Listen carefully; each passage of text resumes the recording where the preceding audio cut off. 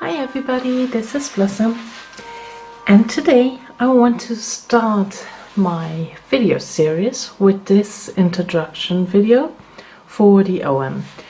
So during the last weeks and months, well, more month, I started to study the Ogham, and I wasn't really sure if I will do videos about it or not, but yeah, I fell in love with the system, and it's just something, it is like somehow a very personal journey, but I can also share it without going too deep into personal space. Yeah, and as you see, they are not finished yet. The staves, the Ogham staves. So I'm working on them right now. Here you can see some will be, I will take time, a bit more time tomorrow to inscribe them with the signs. And yeah, and so I do this first video now just to talk a bit about the Ogham in general, and then I will go through each tree on its own. So when we talk about the Ogham is often called a tree alphabet, but please know the Ogham is far more than a writing system. The Ogham sigils are called feda or fida, which means trees, and sometimes they are called nin, which means forking branches. So every letter or sigil of the Ogham has a tree or plant associated with it, and there we take this magic, you know, from the magic of the Ogham, and the magic in the Ogham sticks we take from the tree or the plant that is associated with it. So I could go where the word Ogham comes from, the whole history, but I don't know if that is really interesting for a video, you know, because it would be me talking and it would be a bit of like a lecture, and I don't know if that is really interesting. So I would just recommend a book. The book I have now to learn this is this one. Sorry, it's on my phone. The Celtic Tree Magic, Ogham Lore and Druid Mysteries by Danu Forrest. So I show you it here because I have it on Kindle. I know I should have the book, but the thing is that I have many books on Kindle is because I love books and I buy a lot of books, and same goes for my husband. So I'm happy that Kindle exists because we have both so many books, we just don't have enough room, and sometimes I have to, you know, just take it on Kindle just to save some space. So I really enjoy this book, and it talks about first the tree itself, then the divination meaning of it, also practical and magical uses, and so on, and also about lore. Well, as I say, in this book you can find a lot about the history and where it's coming from, and please, if you're interested in it, go ahead. I can really recommend this book. I really enjoyed it. So now I start right away with how do I do my staves, my own staves. So it's the first time I do something like that I do staves for the Ogham. That's my first time. And yeah, so you read a lot of different opinions on it. Some say you have to cut the branch, that the tree's essence is in it. Others say don't cut the branch, and it's all very holy and all very sacred, and I go, do what feels right for you. If you want to cut a branch, please ask the tree permission, even if that may sound weird to you.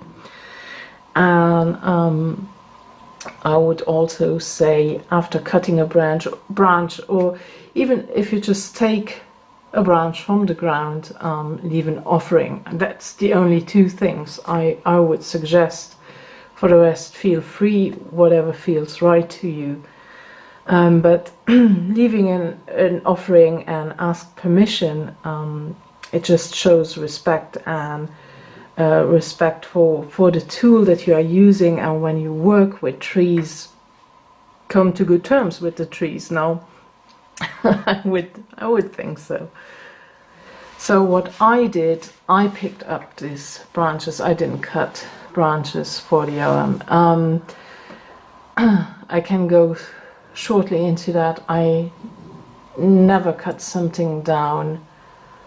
I don't even cut flowers if I don't use them as, for example, an incense, or if I want to make a flower essence or whatever. I just don't do it. I don't say it's wrong, but it's something that doesn't feel right to me personally. And I never cut flowers to make an offering or something like that. You often hear that as well. I hear it often when you work with fairy or on sacred places, to leave flowers, but it's just something I never did, and yeah, it doesn't feel right to me. So I will not cut a branch from a tree to use it as a tool. However, I chose those branches or sticks, or I chose those in a forest that I care for a lot. So this means that I am there a few times a week, and I also pick up garbage regularly from this place, and I leave offerings there. And for me, it's a very sacred place and a sacred forest. And as I was picking up the different branches, I really felt like the trees, all of the trees, were very friendly and very generous by giving me all those branches. They really wanted me to have them, and it was like I would have their blessing. That's how I felt. One could say that, yeah, the essence is not on it, and I'm even not sure what kind of tree it is, but I would guess beech, because those are the trees that are mostly around, so I would guess it's beech. And some people may say you have to know it, and you have to take every branch from the right tree. So if you want to make an Ogham stick of birch, you have to take a piece of birch. But this could be difficult with some trees, because I know, for example, the yew tree is for me difficult to find, and I actually know just of one in my environment, a yew tree, and I wouldn't cut anything of that tree because it's the only one I know, so I don't go and cut around there, So that's how I've made those. You do whatever feels right. Now, in general, when you work with the Ogham, you still want to have contact with the specific tree. So if you say now, okay, I focus now, the birch is the first tree and the Ogham, and you start with the birch tree, how can you make contact with it? I would say approach the tree slowly, and also, allow the tree an opportunity that he can resist you. So it is possible that you may feel a bit uncomfortable. So this tree doesn't want to come in contact with you, and that's completely okay. Don't think this is bad or you're not worthy or something. It's like with everything, not everything matches. But if you feel comfortable and you feel like a warm welcome or no resistance at all, so then move on, go to the tree, take some time to touch the leaves, to touch the bark, and speak to the tree, and tell him that you want to spend time with him and that you want to befriend him. Sometimes rocking around the tree in a clockwise direction and spiraling inwards to the trunk is particularly effective, and gently attracting the tree spirit's attention and harmonizing with it. But of course this is not always possible depending on where the tree stands or the bush, because it's not just trees in the Ogham, we also have bushes. So when you approach a tree slowly, then calm your breath, center your awareness in your body. Make every step you do and every move you do, make this very conscious and sacred. Then spend some time standing against it and breathe, and with every breath out send your attention down into your feet and to the roots beneath and around you, and hold your awareness there. Then when you breathe in, send your awareness slowly up the trunk and into the branches. While you're standing there with the tree, notice the light and shadow, the movements and patterns that the tree makes, the forms the branches take and the patterns the branches form as they cross each other from your point of view. Breathe out slowly again and sending your consciousness downwards, and don't look for meanings or verbal communication. Just let your awareness totally absorb the scene around, above and beneath you. Acknowledge the divinity present here and send your care and respect to the consciousness of the tree spirit. Whether you feel something clearly or not, this is an opportunity for you to trust, the first step in any real relationship. So it's the same thing with a tree. It's still a relationship, even if it's just a tree. And the rest will follow. And yeah, keep repeating that.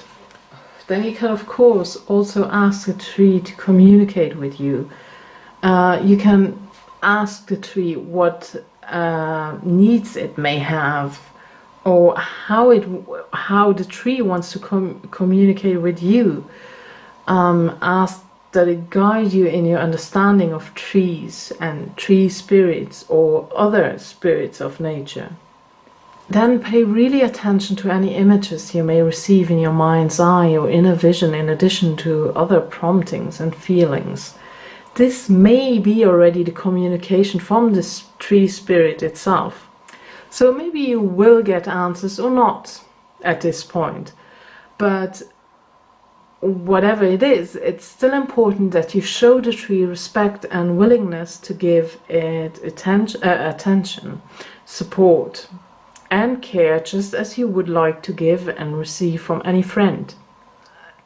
Develop this relationship consistently through weeks, months and years. And also, exploring the tree during different times of day and night, and also in summer, in winter, in autumn, in spring.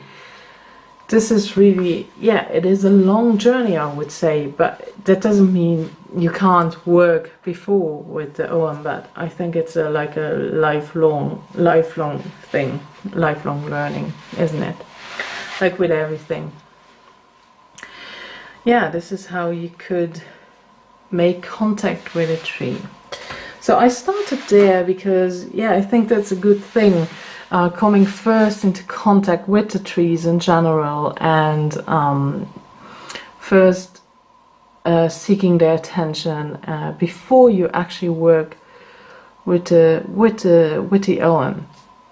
So as I said, this is my first introduction video, and over the next weeks and months probably I will add always another video for every tree, and there I will talk about the lore, and then about practical uses of the wood, or yeah, well, maybe the magical uses. It's interesting, I would say. Also the divination part, and like this, I'm not sure if I really want to go into the healing part. Maybe, you know, the tree's essence, but I'm not a professional herbalist, so I will not tell you how much birch leaves you need to cure the flu. But, you know, I hope you understand that. And yeah, that's what I want to do. So if you have any other suggestions that you would like from those videos, they are still, I haven't made any yet, so wide open. And yeah, thank you so much for watching. Have a wonderful day. Much love and blessings. Bye bye.